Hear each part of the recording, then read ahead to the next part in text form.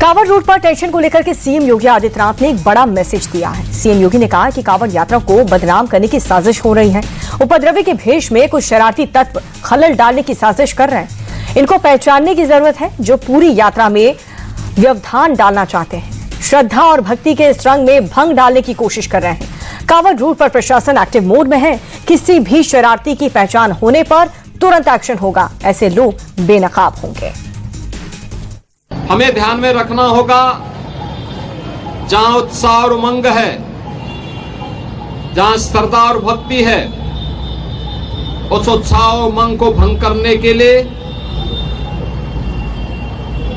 इस भक्ति और श्रद्धा को बदनाम करने के लिए कुछ तत्व लगातार कुत्सित प्रयास कर रहे हैं।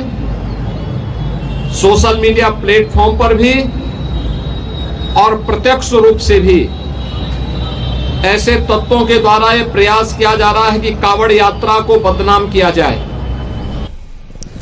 सोमवार से संसद का मॉनसून सत्र शुरू हो रहा है और इससे पहले सरकार ने सर्वदलीय बैठक बुलाई, जिसमें तमाम दलों के साथ सत्र की रणनीति पर चर्चा हुई। बैठक की अध्यक्षता जेपी नड्डा ने की है और इस बैठक के बाद सरकार की तरफ से किरेन रिजिजू ने कहा कि विपक्ष के जो भी सवाल है, सरकार सभी का जवाब देने के लिए तैयार है, लेकिन नियमों के तहत जवाब दिया जाएगा। किसी भी तरह के प्रेशर का इस्तेमाल नहीं किया जाए। चाहे अमेरिका का राष्ट्रपति हो, कोई भी हो, इसको मैं यहाँ इस तरह से जवाब देने में असमर्थ हूँ, क्योंकि ये प्रॉपर फोरम नहीं है या कोई प्रॉपर तरीका नहीं है। उपयुक्त जवाब या स्टेटमेंट जो भी होता है, वो पार्लियामेंट में जब इसका चर्चा होगी तो उसका जवाब भी दिया जाएगा, लेकिन हर एक चीज को अलग से यहाँ जवाब बाहर में देना वो सही नहीं मानता हूँ। और हर समय प्रधानमंत्री को बिना मतलब घसीटना ये सही नहीं है, क्योंकि सदन में कैबिनेट जो है कलेक्टिव रिस्पॉन्सिबिलिटी के साथ काम करते हैं। तो जब भी पार्लियामेंट चलते हैं, कैबिनेट मंत्री अनिवार्य रूप से मौजूद रहता ही है। लगभग 17 बिल और बिजनेस तो अभी हमारे पास तैयार है और बाकी कुछ होगा वो भी हम आपको जानकारी दे देंगे। हालांकि मीटिंग के बाद भी कांग्रेस अपनी मांग पर अड़ी हुई है। गौरव गोगोई ने फिर से कहा कि अमेरिकी राष्ट्रपति ट्रंप के दावे पर पीएम मोदी को खुद सदन में जवाब देना होगा। सरकार को सच बताना होगा कि आखिर ऑपरेशन सिंदूर के दौरान हमारा कितना नुकसान हुआ, और जब तक सरकार ठीक से जवाब नहीं देगी तब तक हमारा विरोध यूं ही जारी रहेगा। सरकार को अपनी चूक के ऊपर अपनी बात रखनी होगी। युद्ध के ऊपर भी हमने अपने सेनाओं को पूरा समर्थन दिया,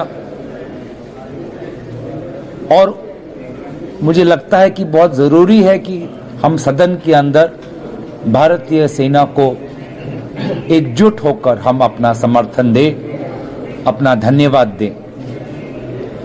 लेकिन उसके पश्चात जो घटनाक्रम हुआ है, उसको लेकर आदरणीय प्रधानमंत्री मोदी जी को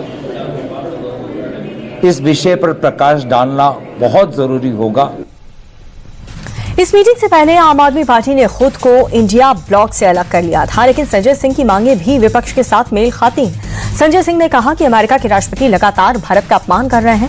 वो बार बार कह रहे हैं कि ट्रेड डील के नाम पर उन्होंने भारत पाकिस्तान के बीच जंग खत्म की है। ऐसे में हमारे प्रधानमंत्री को सामने आकर खुद इन दावों का खंडन करना चाहिए।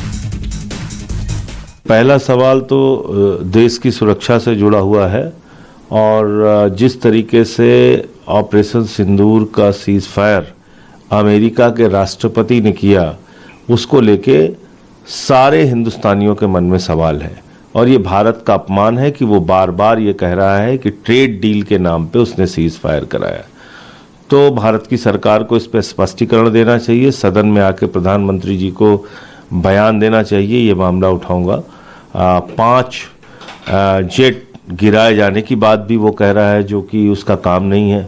तो मुझे लगता है कि अमेरिका के राष्ट्रपति जो बार बार अपमान कर रहे हैं, वो मुद्दा प्रमुखता से आज मीटिंग में आम आदमी पार्टी की ओर से मैं उठाऊंगा। और अब बात बिहार की राजनीति की, जहां इन दिनों नाम को लेकर के खासा चर्चा है। चर्चा सीएम फेस को लेकर है। एनडीए में भी और महागठबंधन में भी मगर इस सियासी खींचतान के बीच नीतीश कुमार के बेटे ने एक बड़ा दावा कर दिया।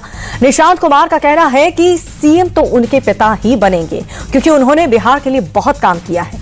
भारी बहुमत के साथ एनडीए की ही सरकार बनेगी।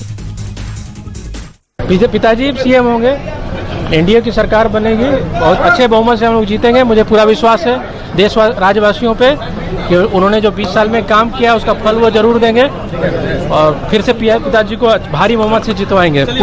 पूरा विश्वास है जनता पे। ठीक है।